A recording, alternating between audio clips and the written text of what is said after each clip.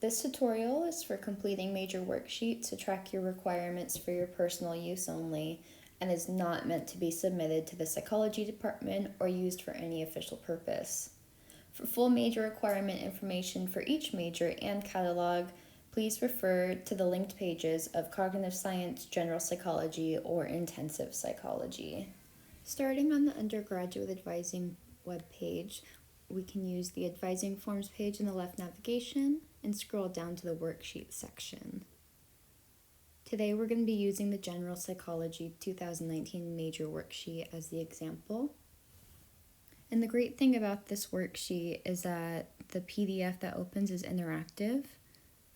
And what I like to do is start going through and marking off the requirements that I've already met or am enrolled in currently. And then filling out the class section is where you can put in class titles that you've already taken, classes or areas that you plan on taking in certain quarters. Really, this is just how you want to fill it out and what makes sense for you. And then on the second page of this worksheet is the outside course list, and these are the departments that are approved for your upper division outside course. Going back to the advising forms page, we can scroll down and see this in another spot in the academic plan depending on what catalog year you're choosing. And as you can see, the same information is listed in the academic planning form, but rather it's in a different format than the worksheet catalog was. And opening the second tab in this form is the copy of the catalog worksheet that we just opened beforehand.